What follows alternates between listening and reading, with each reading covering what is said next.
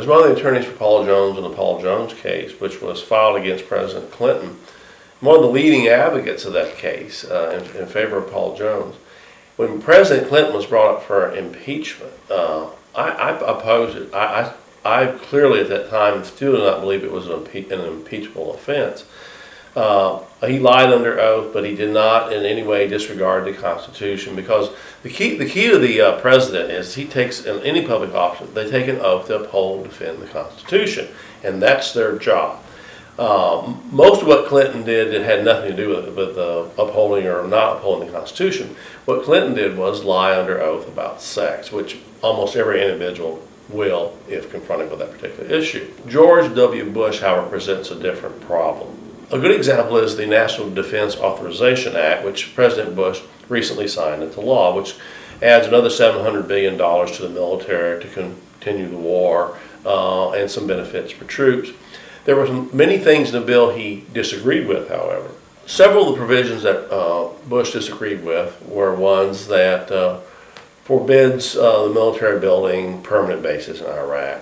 One that would force the intelligence agencies, such as the CIA and the NSA, to actually report to Congress on some of their activities.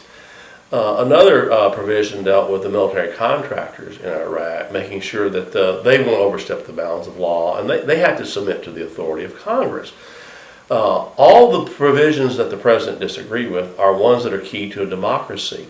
That is, ones that held him accountable to the law and other governmental agencies. Instead of doing what the Constitution requires, however, and that is either sign a bill or veto it, the president issued another of his signing statements. He's issued 800 of these signing statements.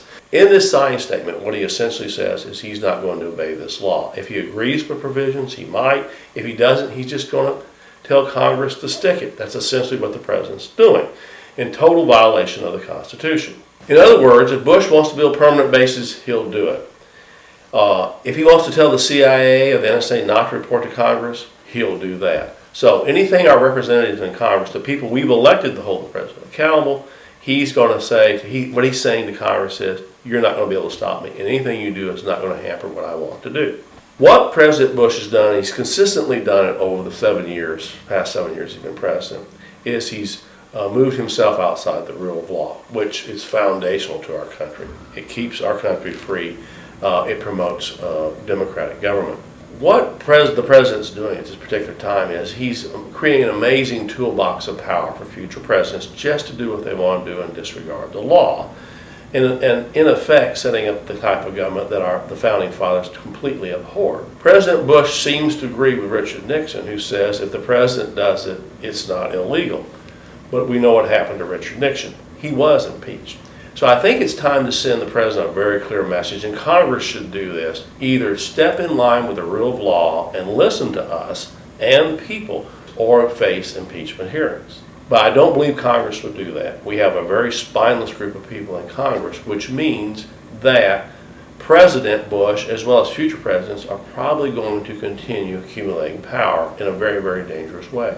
And the message is being sent to us by the president especially, and Congress as well, because they want to do their job, is that our Constitution really doesn't matter all that much. This country is founded on one key principle, and that's the consent of the governed. As Thomas Jefferson wrote in the Declaration of Independence, any form of government that becomes destructive of these ends should be abolished or altered. I certainly don't think it's time to abolish our form of government, but it's time to alter it and bring our elected officials, especially the President of the United States, under the rule of law.